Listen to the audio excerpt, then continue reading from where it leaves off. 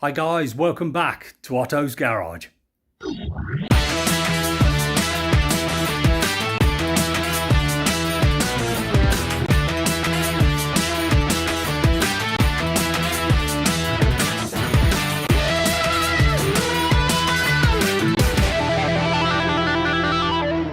So, I've been looking at the livery on the car, and I put those martini stickers on a while back, but it was okay, but I'm kind of, it just needed a little bit more. So what I've now done is this. I've taken it off. So the one that was on the bonnet has gone, and what I'm going to do is just change that livery a little bit, and I think that'll make it just pop out at us. So I'm just going to give that a clean off, and then I'll show you what I mean. And that's what we're looking at. So I felt that it just needed some stripes, and that's what I've gone for. Anyway, the long and short of it is there. I've just set that out, centralized it all, made sure that the logo's central to the bottom vent, horizontal to it, and the same on the top one. Just measured off the side of the wings, side of the bonnet each side, back to the edge, and the same on this side as well. Just try and get it in the right place. And then what I'm going to do now is I'm going to get the Stanley knife. I'm going to cut along the line of the vent. Take this piece off out of the way. Do the same on the back. Cut along the line of the vent there. And then we should be ready to get that centerpiece in place. The other thing I've done is just mark here with a dry wipe pen. Don't use an indelible one. That's a dry wipe. So when I've cut this off, I can reposition it. It'll be back in the right place afterwards. And I've done the same, the corresponding mark on the other side. So that should line that up back in the original place. Not much point marking it at the top, because when the backing kind of comes off and it's smoothed back, this will travel a little bit, you know, it's going to move. So basically just trying to set that out from the bottom up. So with a bit of soapy water, we've now got this. And I kind of wanted that beat up look, you know. I don't want this car to be like pristine, and it isn't. So I wanted that kind of rough look to go with the kind of like the Group A, Group B bodywork that we're kind of looking at, you know. I just love kind of all this like flimsy material that we're using, like the mesh.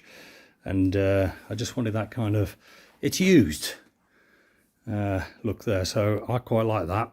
We've got another sticker to go down on the front here, across there. And then there's another one which goes on the top of the bumper there. So now that first one's in place, let's see what the others look like too. There it is. So we've now got the two front pieces on as well. And you kind of can see the effect that I'm after there, where you've got that broken ratty look, if you like. I've also fitted the stripe on the side, and that's going all the way down the car to the first Martini logo. Then it breaks off and starts again after the door, and basically works its way back along to the tail light. We've got another Martini logo there. So the next thing I'm going to have a look at is the roof. And you can see the roof there. What I've done at the moment is I've just marked out where it's going to be. I've got 2 or 3 of those marks on each side. We've got a big stripe, which basically is going to continue this theme right the way up across the top of the roof that way. And the great thing I like about it as well is that it, you know, it picks up the seats perfectly as well. Happy days. So mark that out. I've got a little bit of trimming to do on that one. Then we'll get some soapy water on it, position it up, and peel off the backing. The other thing I'm going to say is you need to change your blades regularly. This one's just come out of the knife, and although it looks sharp, it probably isn't anymore. So you need a seriously sharp Stanley blade each time you go, and that means you can just trim these decals really finely. And there is some trimming to do on the car as well once it's in place. So you've got to be able to cut through that without getting down into the paint, and you certainly don't want to be pressing hard on it. So basically, change those blades regularly. Chuck them out, get a new one in. They don't cost a great deal of money. Right, applying the stickers, what you need to use is something like this. So it's just a normal car shampoo. It's absolutely ideal. And what I've done with it is just basically stick it in a little tub, make sure everything's meticulously clean. I've already cleaned off the roof before, and now we've got a nice foamy mess on there. I'm just going to let that sit, and then what we're going to do is drop the take the backing off, basically. So you've got a backing on the back of the decal, and then you've got a very thin sheet on the front. So the thick backing comes off first, and then we can drop that up on the roof, and then when it's in place on the marks that we've already got in, we can then start squeegeing it down, working from the middle and pushing its way out to the edges, and that takes all the air out. Once that then has stuck sufficiently, we can peel off the top. So I'll get that in place now, and then I'll show you what I've done. And there it is. So this sheet down here is the old backing sheet, which I've pulled off. That's the waxy one. That's scrap. But I've now set this on. You've got to have quite a lot of foam on there. If it sticks, it's a bit of a pain in the bum. So get plenty of foam on it so you can peel it up quite easily. But that's lining up nicely with the marks. Remember, these are dry white marks. I can get them off the paint afterwards. And then basically, there she is. So what I need to do now is start, and you can see them on the other side there as well, how that's aligning. So I'm going to start squeegeeing this out and getting the air off the back of the transfer. What I've found the best thing to do is put a bit more of our soapy friend on, and then basically when you're squeegeeing it, you're then not pulling the paper about, you're basically just smoothing over the surface with your squeegee, and that's the best way to go with that.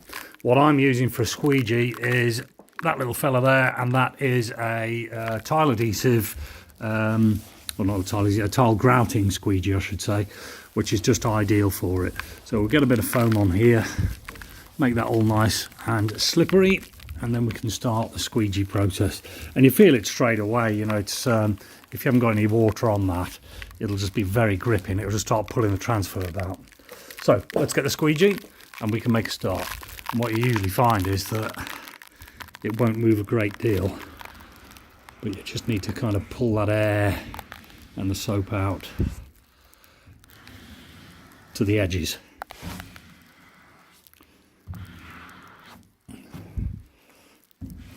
And just keep working your way down, and then what I'll do is I'll go over to the other side and we'll do the same there.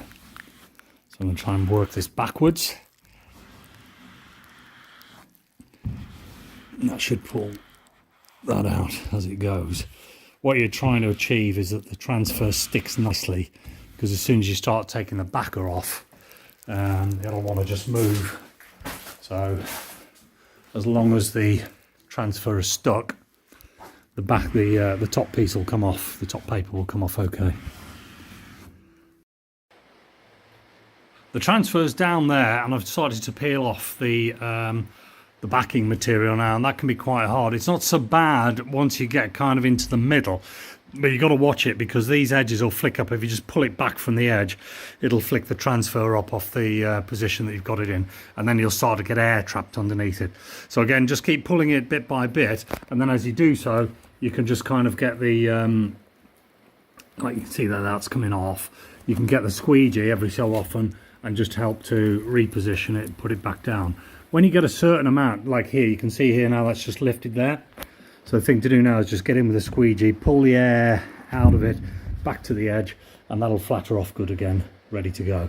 So just keep your mind on that, keep going each time, keep swapping sides as well, because obviously you'll be nice on one side, and then there'll be a big bubble on the other side, and then basically just keep easing the transfer backer away until eventually you'll be left with the whole sheet off and the transfer in the correct position.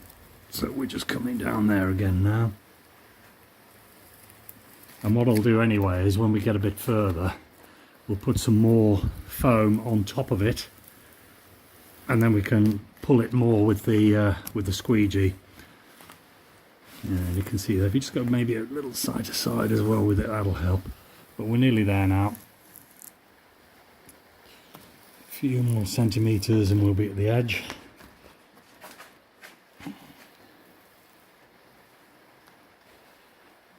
And again, I can see a couple of areas where it's just trying to lift and get that front edge off.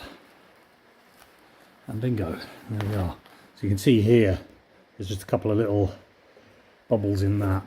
And again, get over it with the squeegee, work them out to the edge, You can hear them as it's pulling it out. It just helps to pull it a little bit. Get all of these off to the edge here. And what you do find as well is that they do, there's a couple of little bits there. See that one there? It will just shrink down a bit as it dries, and then you can just press it. You can see that there, that's gone. So if you just work locally on it, it will kind of do it. So I'll go back of it once she's dried off. But we'll just get most of these bits of water out from underneath it.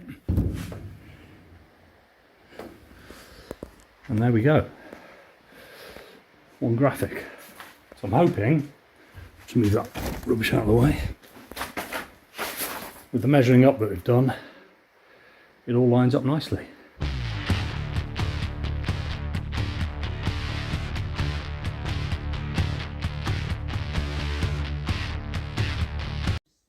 I've tackled that rear end now with those martini stripes. See what you think.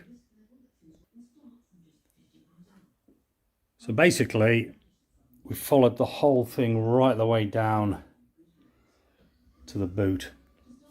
Sorry, to the back bumper there. And I've gone over the spoiler as well, and that was quite tricky to do. But I think it needed doing, really. I did and ah about leaving the number plate panel white, but no, I think it's the right thing just to follow it all the way down there. So that is pretty cool. And the wing is completely obviously independent. I can take that wing off if I need to, but the graphic goes on the boot anyway, right the way underneath it. So that is another one kind of sorted. The only one I've got to do now, just have a look at that from, you can kind of see where that stripe just continues over and comes all the way down. Yeah, so the only other one I've got to do now is the side down here. Basically, get this side on here, and then we are pretty much done. I've got to touch this up though. This is a fault in the fiberglass, so I can't put that back one on until I've had a bit of paint on that. But I can certainly get the front ones on and get the door on there anyway. And that would be quite nice to do, and then we can kind of move on to something else. I think one of the worst things about this project is my attention to detail, I think. That's why it's taking so long. And I'll just show you what I mean on this with these graphics. So you've seen the one that we put on the bonnet here, and obviously, you know, this had to happen here because obviously it just wouldn't get the effect. But when we work our way up, I could have quite easily just stopped at this point here, you know, at the back here, put this piece in and stopped at the back of the bonnet. But what I really wanted to do was still try and get that flow going into the car, which would then be picked up again on the roof and work its way back down to that rear spoiler at the back there. So that's meant obviously putting this extra piece in here, which is a little bit fiddly because what I've done is I've cut it around the wiper boss and the washer jets as well. But you know, another half hour later kind of thing, and then the graphics are done there. So that's my problem, really, trying to get all those little bits looking exactly right. But I really hope that you guys will appreciate that when we get it out around some shows later on. I'll wait for your feedback on that one. Door cards. Right, so the original ones aren't going to fit. And when I say door cards, I'm referring to these. That's the upside down, actually. We'll just go that way around.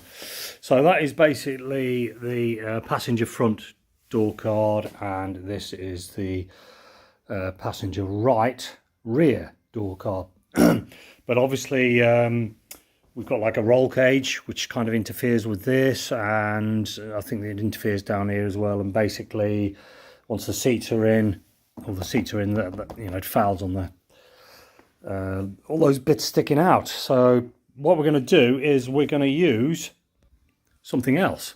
And what we're using is indeed, we'll have a look and see what you think.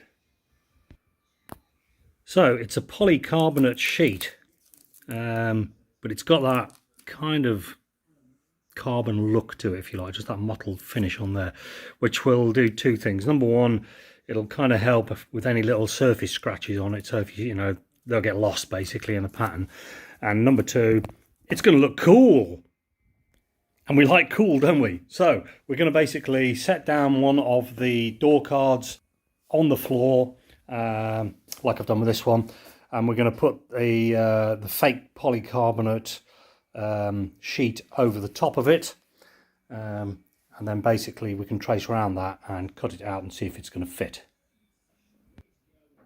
I've used one of these Milwaukee paint pens just to mark that, and you can just see that line that I've just traced around the edge of that. So I'll lift that panel off and I'll get and cut that. I've also marked it at the top as well, obviously, so at least we can get kind of an extreme, if you like, pattern off it, and then it can be trimmed down a little bit more.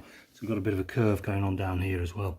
So I'll get that off, we'll cut it back and just offer it up and then see what we need to trim off it. Well, there it is. So basically I've just followed those lines, trimmed around the corners, a little bit more to do down here, and then cut it across the top. But what I've done is I've used the multi-tool. I think if you use a grinder on it, it'll just melt it and it'll just be awful.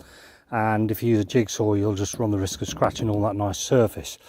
So if you use the multi-tool, you basically just got to, rather than going at it this way, which will just make it all flap up and down, keep the multi-tool fairly upright, so the blade is just kind of skimming across the surface, and as it does that, it'll cut it nicely. And that's just a coarse wood blade that I've got in there, so that's great for cutting this little polycarbonate sheeting. Anyway, I'm going to offer that up, and then probably what I will do is just get the flat wheel in the grinder, and then we can just take off any little bits that need trimming down. And if I get that right and cut down into it with the flat wheel, don't pull it up this way, that should keep this edge nice and sharp then as well. So let's have a look. I've taken the door off so that we've got a little bit better access, because what we're going to do now is get the panel mounted up on top of the door lying on the surface. It's easier to do that rather than have it on the car.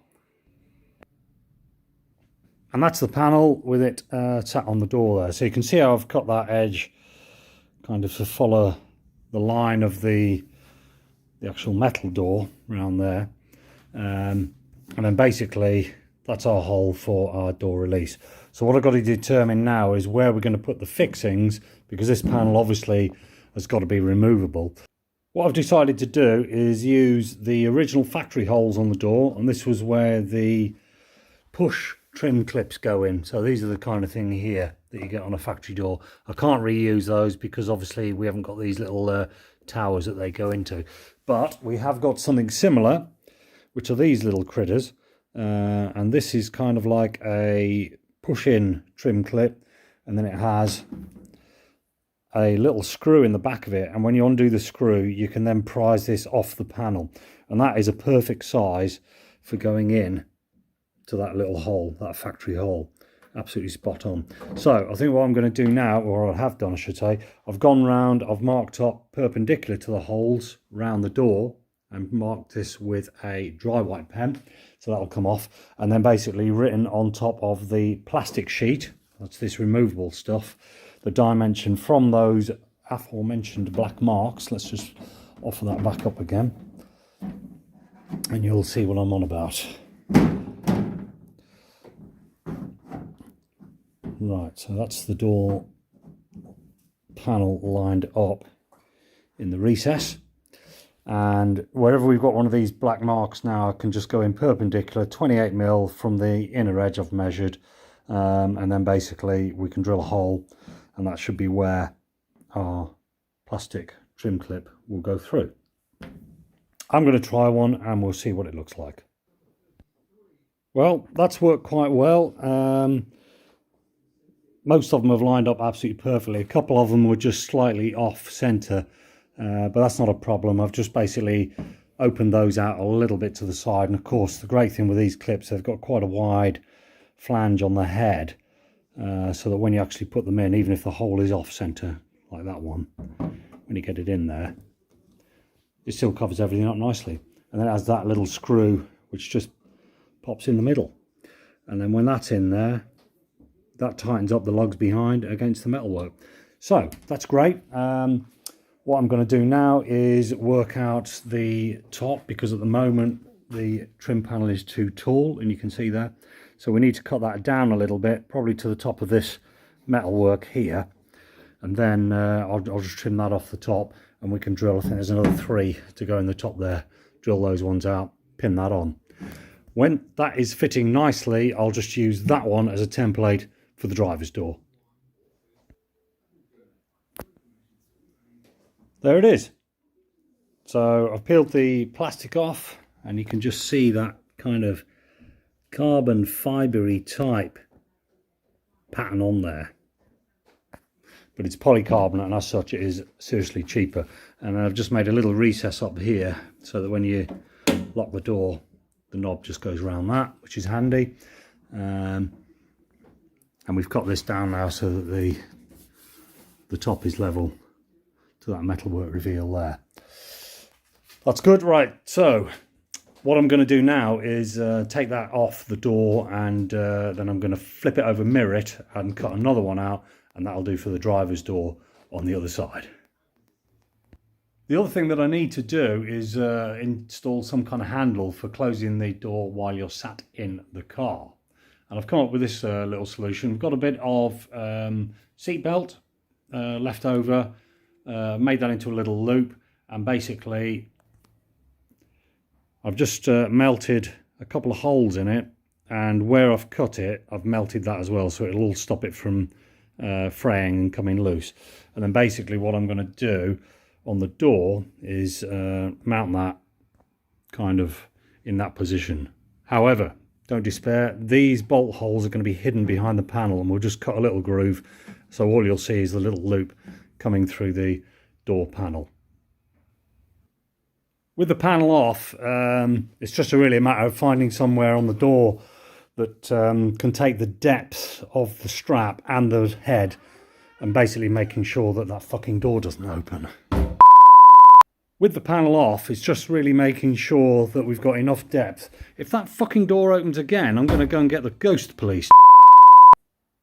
With the panel off, it's just really making sure that we've got enough depth to allow for the thickness of the web, and also the bolt heads that can hold it down. So this is quite nice because it's recessed here. There's a bit of strength around it as well, so when it's pulled on, it's not going to distort too much. I don't want to go down here because where I've lightened the door, that's quite flexible there.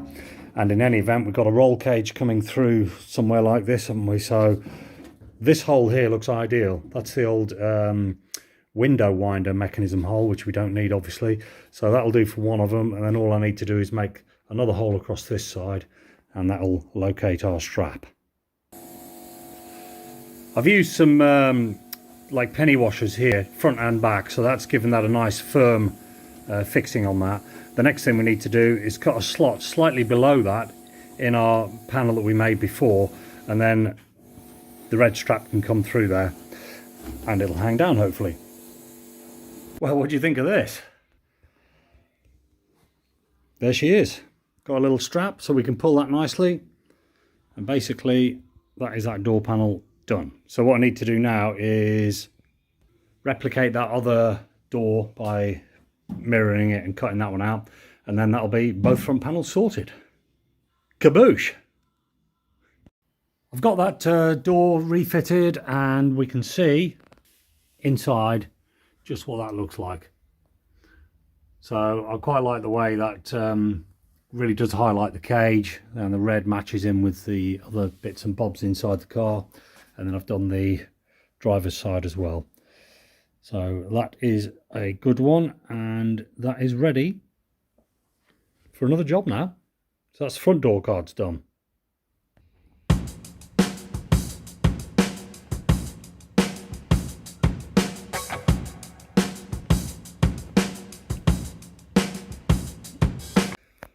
Right, I'm just fitting some of these sponsorship stickers. Basically, they come as a printed, you know, sticky pack, laser cut vinyl, standard kind of stuff. What I found the best way of doing it is lay it down flat, go over the sticker just with the spatula, These guys are really good, vinyl lettering online, do a load of stuff. This is quite a stiff spatula, so I just run that over there first and then peel the backing plate off, the backing paper I should say. So flick it over, get the backing paper, and when you peel that off the back, what you want to do is make sure that the letters stay on the front piece and the backing comes away from it. And I found the best way of doing that is just roll it. So if you roll it away, keep the front piece flat, the letters will stick on the front transfer, which is where you want them, and the back waxy paper will come off. So you do that and you run that all the way down, and then when they are off, you'll end up with a strip. Now you can see that there, see how the dot on the I has just come away there. So you've got to make sure that you can keep it kind of rolled like that, and then it'll stay. There it is, it stays down. As soon as you start pulling the front one off and bending that, all the letters will just be left on the backing piece, which is where you do not want them. So when we've worked our way through there, you're left just with the front piece with all the letters in the right place. Next thing to do, make sure you soap up the surface that you're working on. So that's just got our standard, like we did before, the car wash stuff on that. And then what I find as well is just wet your fingers, and then they'll stop the transfer from sticking onto your fingers as you're working with it. After that, it's just a matter of sticking it onto the car, and then when you've got it in the right position, whiz over it again with our friendly squeegee and just get that to stick down.